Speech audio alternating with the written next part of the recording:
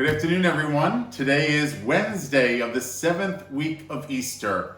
I hope you're doing okay during this pandemic. As you know, I've talked to you about this before, that the president has said that the churches are essential, and we all believe that. And that we're moving into the yellow phase come June 6th and 7th, that weekend.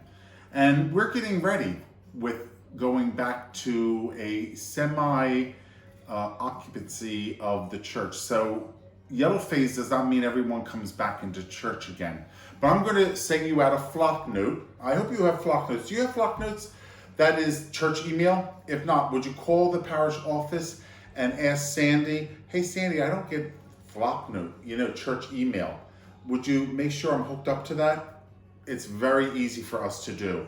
And then you'll get those notices from us. Now, it's not only from the parish or from me personally, it's also from the Archdiocese and, can I put this in?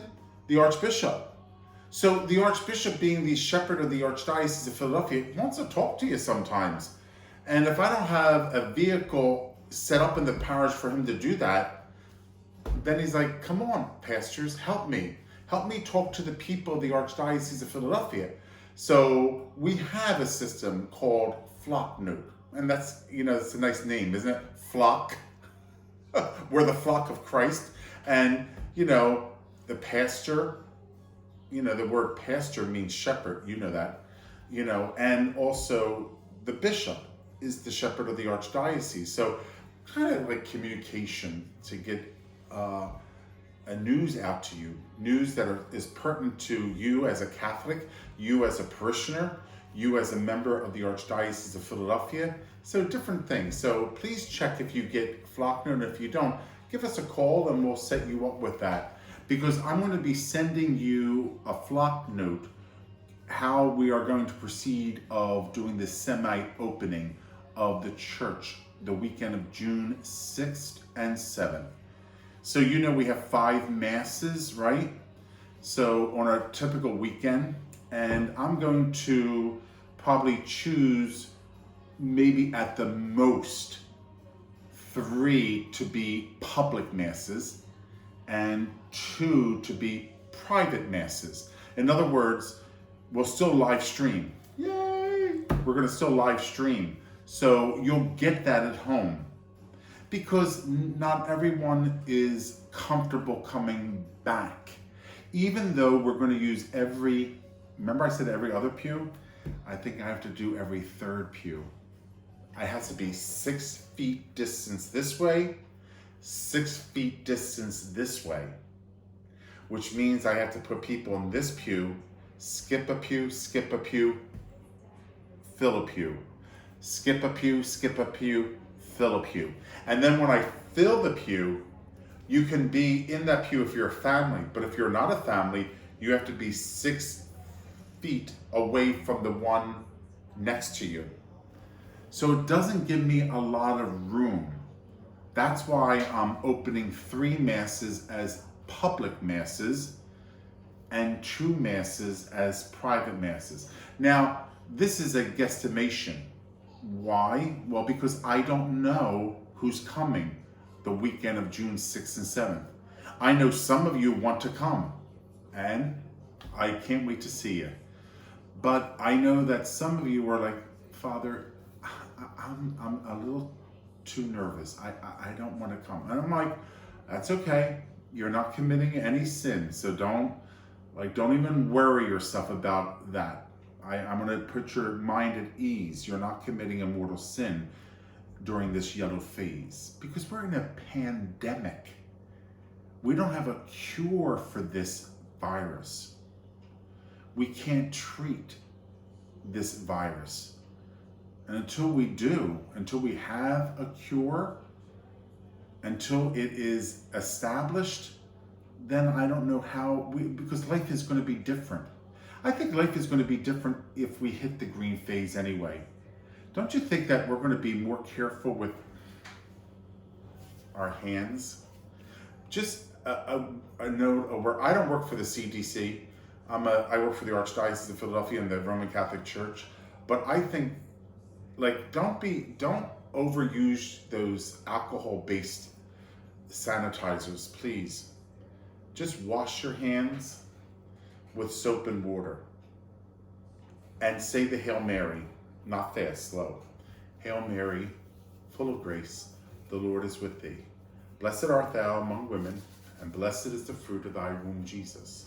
Holy Mary, Mother of God, pray for us sinners now and at the hour of our death. Amen. Wash your hands like that. Yeah, be very careful with the alcohol-based sanitizers.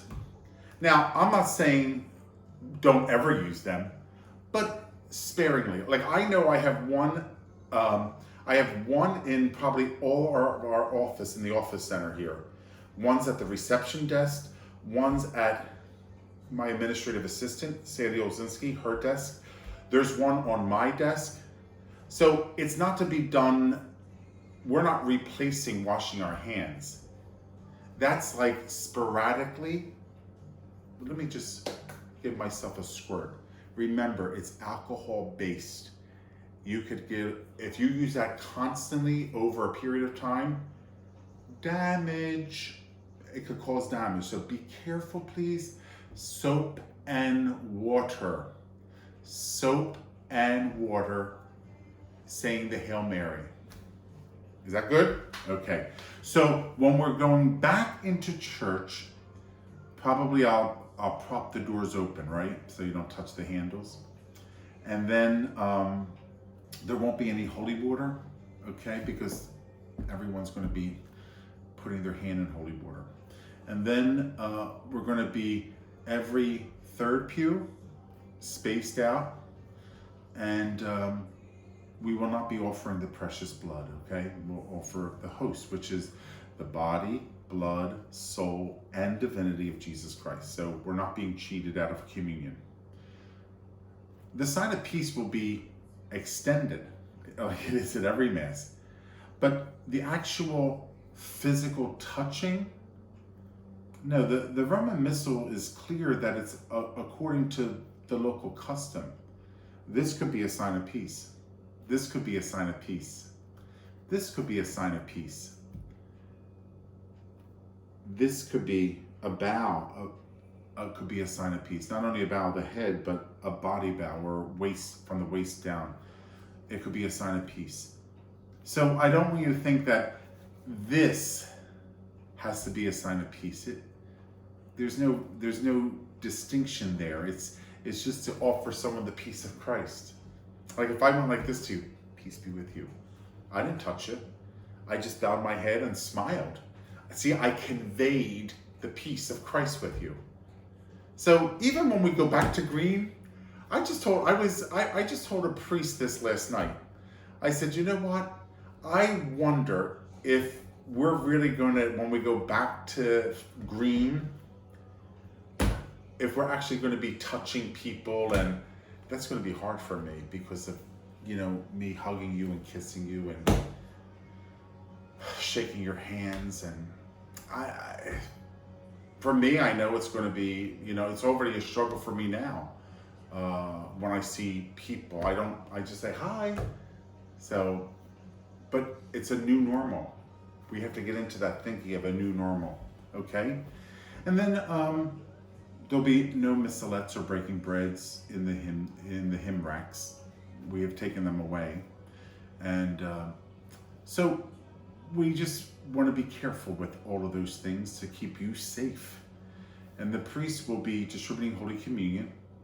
When you come to Mass and when you receive Holy Communion, you'll come up and you'll step aside with the host like you normally do, right? Not walk away with it. And then put down your mask. And then put up your mask and go away. Because even in the communion line, you'll be 6 feet distant from the other one. Like you won't be behind one another. You'll be 6 feet. So it's going to take us a little bit of time. So even though Mass is going to be different and there's some things will be taken out, I bet you it's going to be the same amount of time. I really do. because we have to add all these other measures into the Mass that we normally would not enter into the Mass. Then after you leave, we have to wipe everything down. We have to wipe down the pews, the bathrooms, the handles, and all that of the doors. So just be careful of that. And if you're going to receive communion on the tongue and you can't break away from that way of receiving and go into the hand, when you come up to communion, you'll put your Mass down, and then I will distribute Holy Communion, but I'll have a sanitized bowl to purify my fingers and a towel, and then I'll go to the next person, and I'll probably use different fingers, picking up the host and going to the next person. You're probably going to be asked to come to communion last, so I know that these people are going to be receiving communion on the tongue, okay? Just so that I have an idea how that works, at least for the first couple weeks, because this way is new for me. You know, I'm not going to be having help with extraordinary ministers because some of them don't want to come to Mass yet. And I can't require the extraordinary ministers to come to Mass. I can't. Just like I can't require the musicians to come to Mass. That's why, since there's no hymnals in the church, there is no music that's going to be offered, because they have to be 6 feet away from each other too. And you know, our music space is very limited.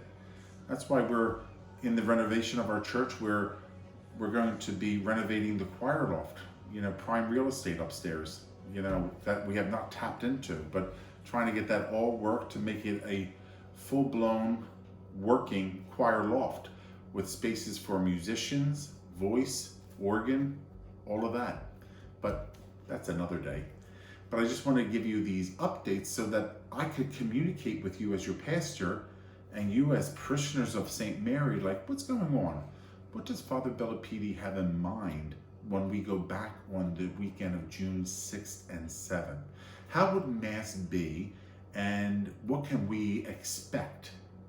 Well, there are little things that we could expect that I've just mentioned now, and the priest will probably enter from the sacristy and leave by the sacristy door. Like, in other words, I won't have a full-blown procession up and down the aisle, and then I won't leave Mass going outside to greet you, because I can't do that.